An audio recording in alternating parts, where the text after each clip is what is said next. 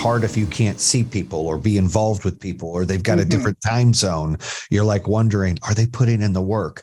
As recent as this past year, I've struggled with people working at home. I was the anti-work at home person. Like, no way you can work at home. Like 1 in 15 people can work from home. I've changed, right? I've evolved.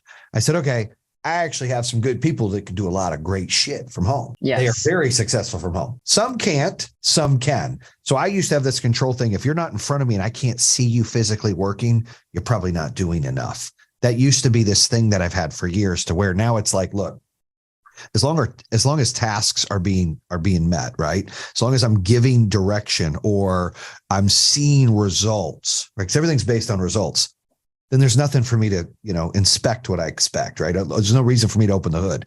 It's when things slow down or momentum slows down or things get stagnant, I start asking questions. I tell people that work for me or with me, business partners, executives, directors, doesn't matter. I tell them, look, don't take it personal. I inspect what I expect. I question, because that's the kind of mentality I have. You have that same kind of personality where if you're gonna let go, they just have to have thick skin to understand it's not personal. It's just who you are.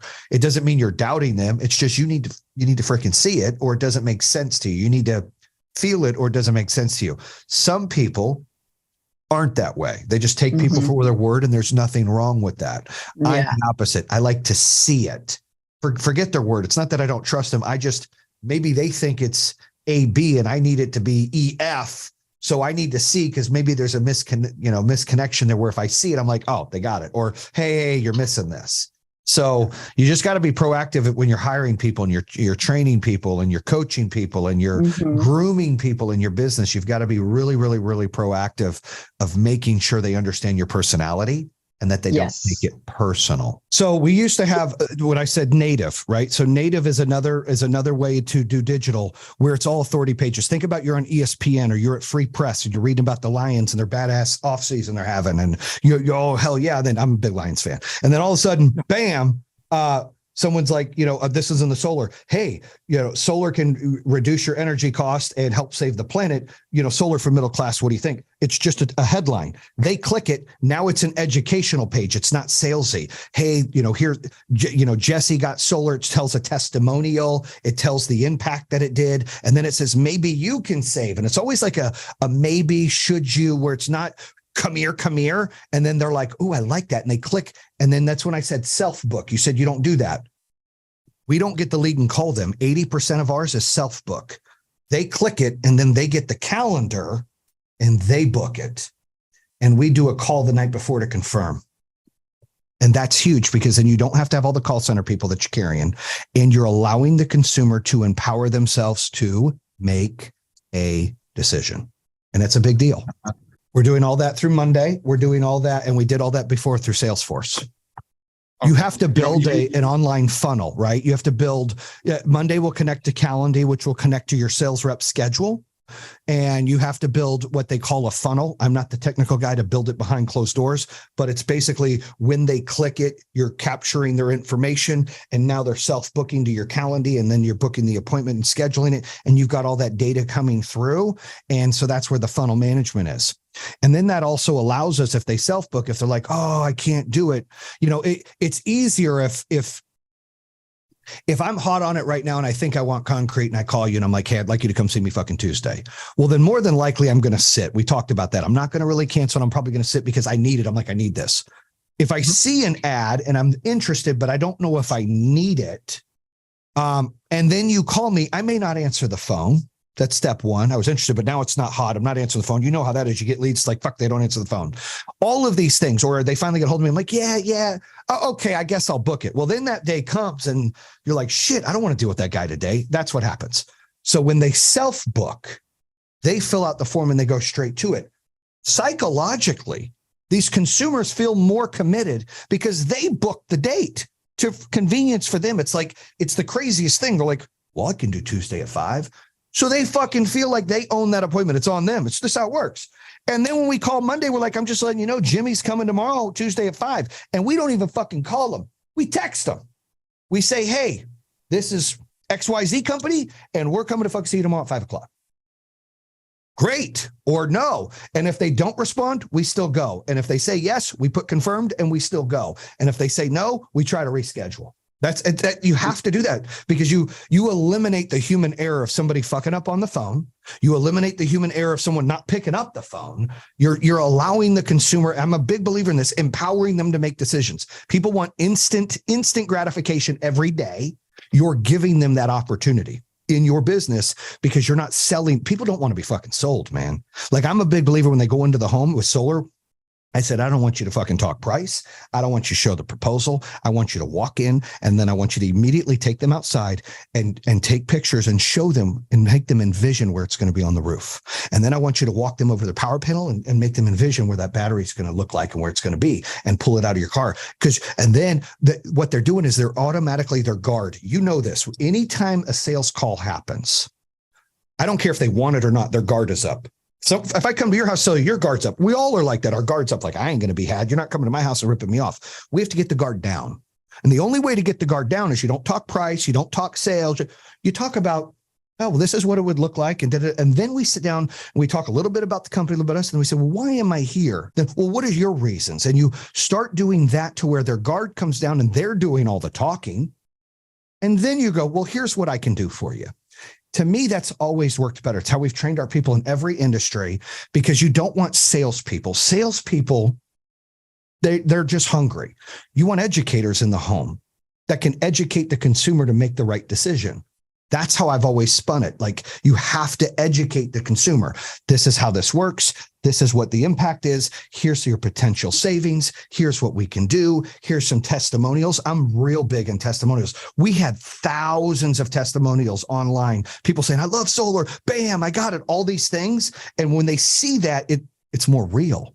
Yep. Native, we were talking about it. So if we get somebody to do your native, that's where I told you, you can be on CNN. Hopefully you're not there. You can be on Fox News, wherever you are. Ad pops up. And you're like, oh shit. And you've seen it before. It's like, get solar. All the solar companies are doing it. Get solar for $0 down or whatever while you're reading a sports thing. You're like, what the fuck?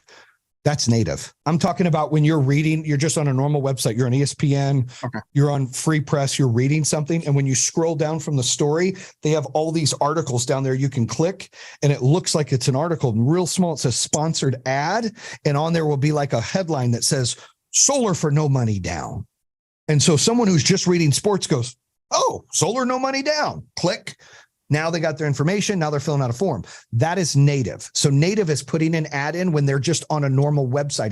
It's chasing them to websites they go to, right? We're retargeting, but native is that platform. Native is a platform that you can buy leads in that go on to like 1,000 or 2,000 websites to where your ads are on there when people are on those websites, your local news websites, your CNNs, your Fox Sports, all that stuff. I still run into my own issues with goal setting. I get frustrated sometimes, like with this new coaching program. It's like, am I supposed to be up to 100 members and 15, which means 100 in the community and 15 one-on-one, or am I good with, 20 and 5, right? And so the question is you have to set your goals and they've got to be realistic goals. And I don't want to, outgrow what I'm supposed to be able to manage and handle. And so, when you talk about setting goals, I talk about all the time, you want to establish clear, measurable, achievable goals that align with your long-term vision. And part of that, when you're running a business or you're running a sales empire, or you're in real estate or you're building a company, is we have these big long-term goals. We're like, you know what, we're going to accomplish this. I want to do 10 million this year. I want to do 20 million this year.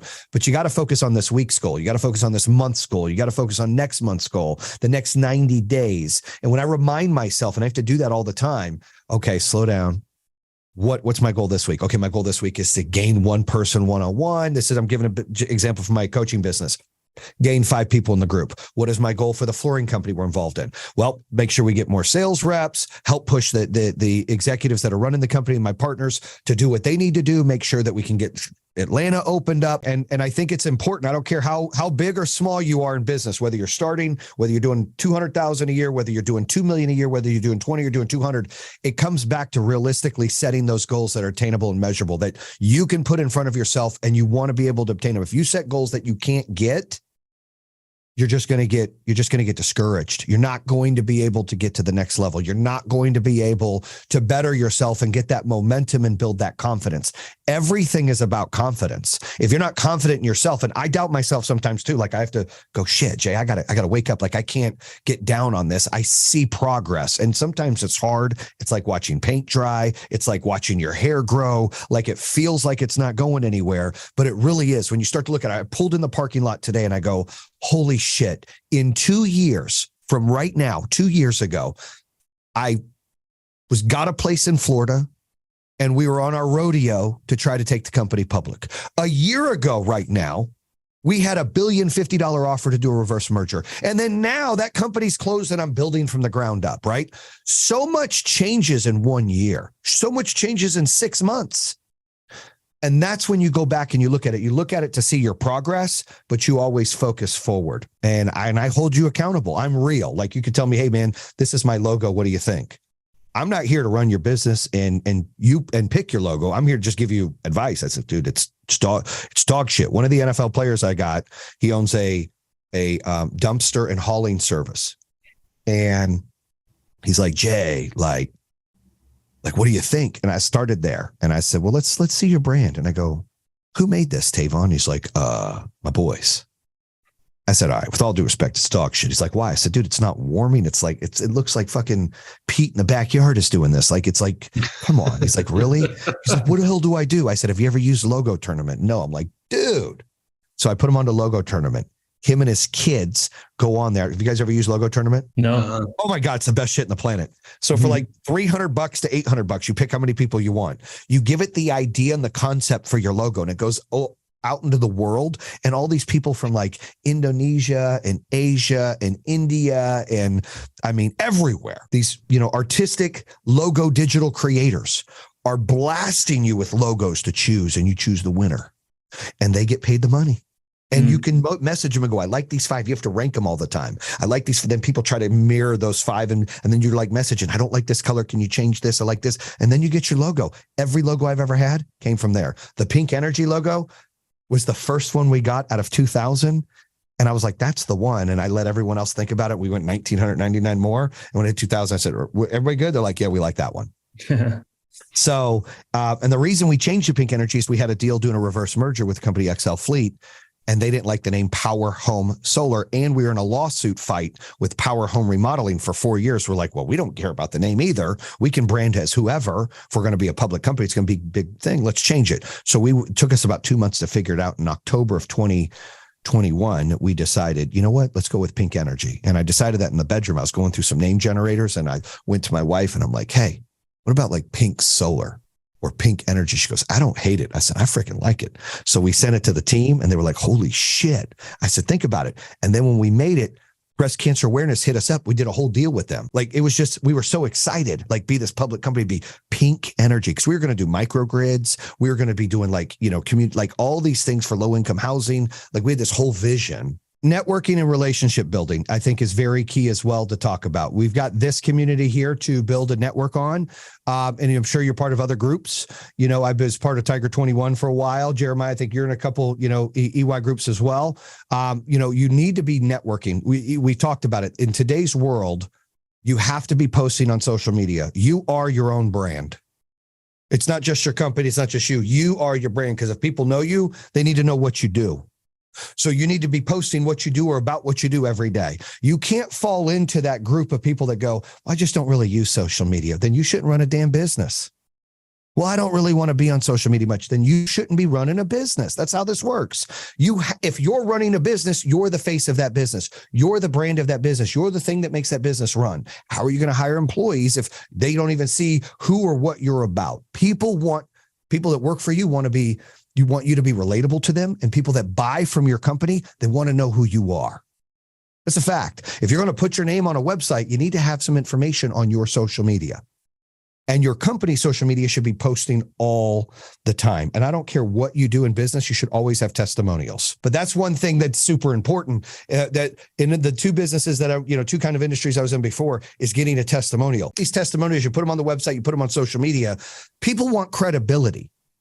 right? They're going to buy from you because they're interested. You've ran an ad with a call to action. You're getting them all the points they want, but they want credibility. Like they want to know who you are, why you're doing what you're doing. Are there other people that have done this? Are they the only ones? Nobody wants to be the first customer ever, right? You always have to act as if, even if it's your first home you're selling or your first haircut you're doing or whatever it is, you can never act like that's the first customer. You got to act like you've done this a million times before, because that confidence will allow them to trust in you. I'm real big into testimonials. Reviews and testimonials are huge. The old company we had, I don't know, Jack, what would you say? It was probably like 2,500 testimonials, 3,000 testimonials. And it's the SEO. The more video you put out there, the more posting you put out there, the more reviews you get out there, the algorithms let you go to the top. And it's so key. That's how you're getting free advertising. It's free. You can literally do posts and it's free. Yeah. And it's got to be consistent, right? Sometimes, after you've been doing it a lot of times, it's not going to go up 4,000 every month. You're new to this. It may go up 12%. It may go up 15%, but that adds up a lot. You add that up in a year, you're over 100% growth, right? Of people seeing that. And it's all about getting the eyeballs on what you're doing. The one thing that I really love, and I'm going to work on a lot on the one-on-ones and the courses that I offer, is when you go into a home or when you're talking to a client, what is the best way to sell? Because a lot of people just go in there, wheel and deal. And that was great like 15 years ago. Right now it's about listening. And it's about finding those pain points. And it's about finding the reason why you're there and making them tell you that. And it's about building rapport. And it's about letting your guard down, but helping them put their guard down. We all know this. And whether you've done in-home sales, you've done anything that any of you guys have done, people don't want to be sold. So they automatically have their guard up and they're scared that you're going to take advantage of them. Even if they invite you in the home, even if they called you for the service, they feel like they're not getting the best deal and their guard is up. Your job as an entrepreneur, as a business owner, as a salesperson, as a broker, as a real estate agent, is to get that guard to come down and have a relationship with them. Your job is to make them trust you, to build credibility, to talk about yourself and be vulnerable, talk about who you are, what you're about, talk about the company that you're with, what they're about. Show that passion rather than just sit there and say, this is what I do. Let me see if I can get you the best deal. That's not what people want nowadays. It's not 1995. It's 2023. And people have this, and they have access to this to do everything and anything they want now. So it's your job when you're in front of them, whether you're running an ad online or they're talking to you, to empower them to make a decision. I always go back to the very basic part of all of us have done this. You walk into a clothing store, and when somebody says, "Hey, can I help you?" we all say what? Nope, I'm just looking. That's what we all say. But if they come up, as some lady comes up to Tavon in the store and says, "Hey, here's a 34 jean. Why don't you go try these on?" and they're dope. What's Tavon going to do? If he wears 34, I don't know if he does. He's going to go try them on, right? They're seeing a want or a need, and they're not asking open-ended questions, and they're not just coming in for the sale. They're providing a service, and we have to act like that when we go into a home. One of the things we taught in solar was we don't go in there and sit down and say, "Here's the deal." We walk the home and let the customer envision the product. We're going to put it up here. That looks good to you guys, right? Why am I in this meeting with you guys? Is it because you don't like the utility company? Is it because you want to save the planet?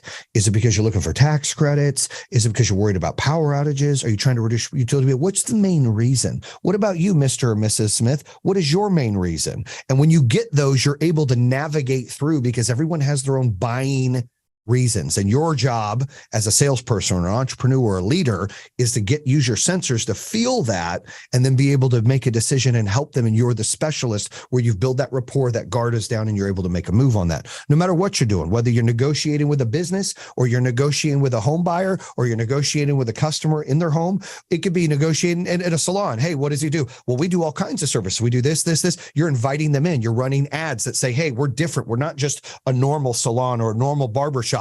Here's what makes us different and why. You want to have a fun, great experience? Come see us here today." Like those kind of things bring people in, but people don't want to feel sold. I hope that makes sense to people.